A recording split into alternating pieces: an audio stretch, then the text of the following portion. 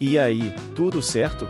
Deixe eu te fazer uma pergunta, você já reclamou do clima hoje? Achou que o sol estava forte demais na hora do almoço? Ou talvez esteja agasalhado agora mesmo, pensando que esse friozinho já deu o que tinha que dar? A gente faz isso o tempo todo, né?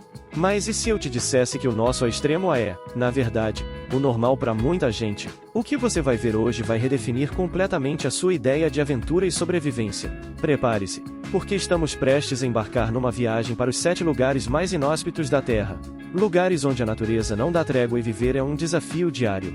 Falando de fato, você sabia que existe um lugar onde chove tanto que as pontes são vivas, cultivadas ao longo de décadas? Ou um deserto tão seco que a principal fonte de água potável vem de uma neblina caçada com redes? Cada lugar que vamos visitar guarda uma curiosidade mais inacreditável que a outra. Essa não é só uma lista de recordes do clima, é uma jornada para entender até onde vai a resiliência do ser humano. E olha, fica comigo até o final, porque o último destino da nossa lista é o mais chocante de todos. Uma cidade de ouro, a mais alta do mundo, onde a vida vale menos que a sorte. Mas, antes de subirmos as alturas, nós vamos descer ao inferno, em um inferno congelado. Nossa primeira parada é no lugar habitado mais frio de todo o nosso planeta. Bem-vindo ao Oymyakon, na Rússia. Este não é apenas um lugar frio, é o Apolo do Frio, o ponto habitado mais gelado de todo o planeta. O recorde aqui é um fato que a mente mal consegue processar, 71,2 graus Celsius negativos.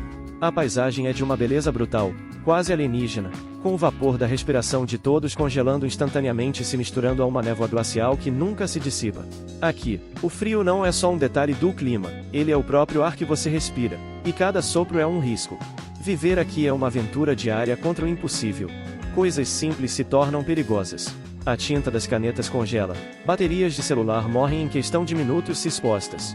Os carros não podem ser desligados, senão o motor congela e nunca mais liga, por isso, ou ficam em garagens aquecidas ou ligados 24 horas por dia. Usar óculos na rua? Um erro de principiante. A armação pode congelar e grudar na sua pele, causando um ferimento grave. Parece inacreditável, mas é a rotina. Mas então, como eles sobrevivem? Com adaptações incríveis. A dieta é hipercalórica, baseada em carne de rena e peixe cru e congelado, rico em gordura, para gerar energia. As casas são construídas sobre estacas de concreto, fincadas no solo permanentemente congelado, para não afundarem quando o chão derrete um pouco no verão.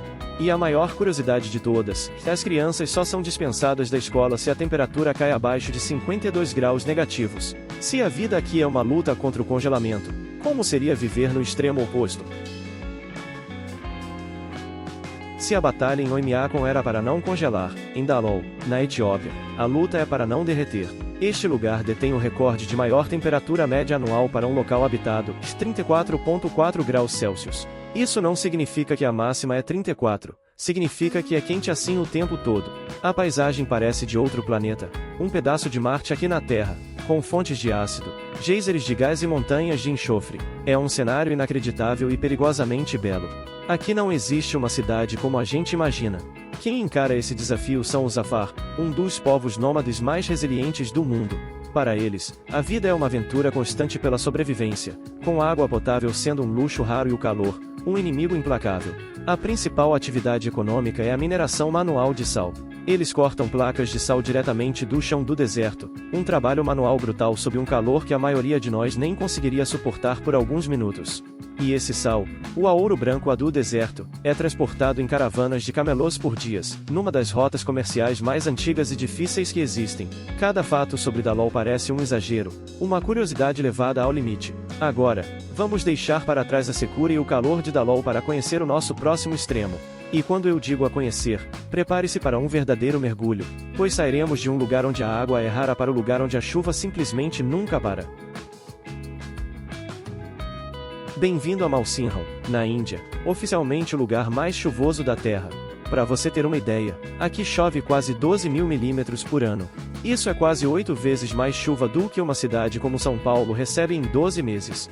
Durante a estação das monções, a paisagem explode em um verde exuberante, com cachoeiras nascendo em cada colina. A trilha sonora da vida aqui é o barulho constante e ensurdecedor da água batendo nos telhados de metal, uma aventura sensorial por si só. Viver submerso nesse dilúvio constante traz desafios únicos. A umidade é tão extrema que qualquer objeto de couro mofa em poucos dias e a madeira apodrece rapidamente, tornando a construção um pesadelo. Mas a adaptação humana é genial. Para poderem trabalhar com as mãos livres sob a chuva, os moradores usam os aknups, uma espécie de chapéu guarda-chuva feito de bambu e folhas de bananeira. Uma curiosidade simples, mas que mostra a criatividade nascida da necessidade.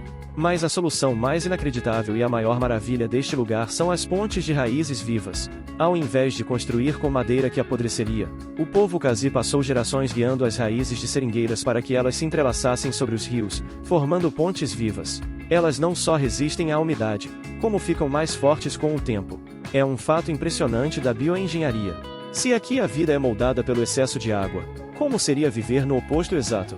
Um lugar onde a chuva é um evento tão raro, que pode não acontecer por anos?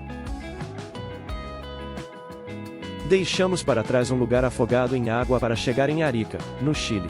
Localizada no coração do deserto do Atacama, está a cidade mais seca do mundo. Aqui, a chuva não é um evento anual, nem mensal. É um fato tão raro que pode levar anos, às vezes décadas, para acontecer.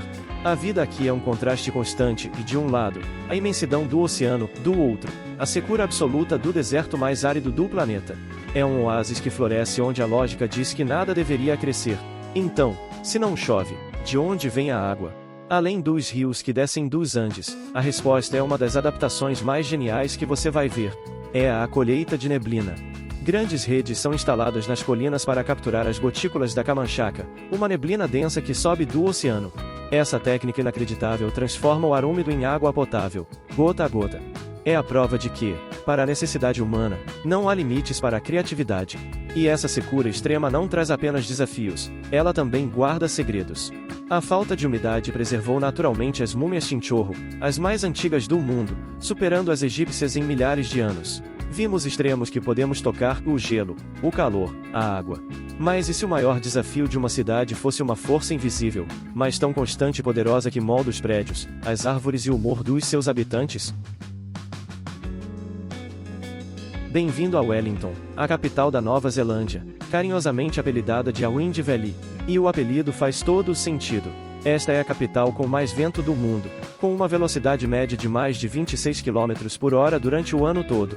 Aqui, o vento não é só uma brisa passageira, ele é um personagem principal na vida da cidade, uma força extrema e invisível que está presente em cada esquina, moldando a paisagem e a rotina de um jeito inacreditável. Viver aqui é uma aventura diária contra um oponente que você não pode ver. Rajadas de vento são famosas por literalmente derrubar pessoas no chão, e usar um guarda-chuva é considerado um ato de otimismo, ou loucura. Voos e balsas são constantemente atrasados, e a própria arquitetura da cidade precisa ser planejada para evitar a criação de corredores de vento perigosos. É uma curiosidade urbana, de uma cidade inteira projetada para se defender do ar. Mas os moradores não apenas lutam contra o vento, eles aprenderam a conviver e até a celebrá-lo. A cidade é compacta, feita para ser percorrida a pé, e a energia eólica é uma parte fundamental da sua matriz energética. Um fato interessante é que as lendas do povo maori contam sobre criaturas míticas que habitam o porto e criam os ventos. Eles aprenderam a respeitar essa força invisível. Mas e se o nosso próximo desafio fosse algo impossível de não ver? Algo que não só sopra, mas que soterra e engole a paisagem.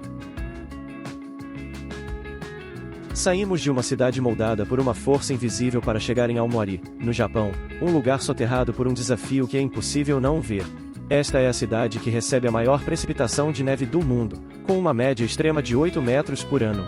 No inverno, Aomori se transforma.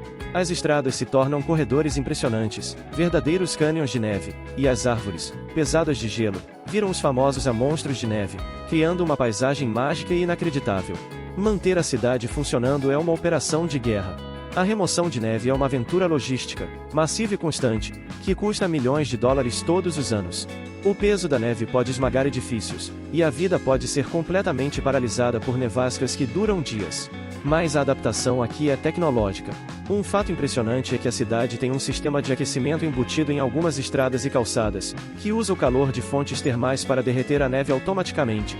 Assim como em outros destinos, o povo de Aomori não apenas sobrevive, mas celebra seu desafio. O festival de inverno atrai turistas do mundo todo com suas esculturas gigantes, transformando o problema em uma solução econômica. É a curiosidade final sobre a resiliência, transformar um fardo em festa.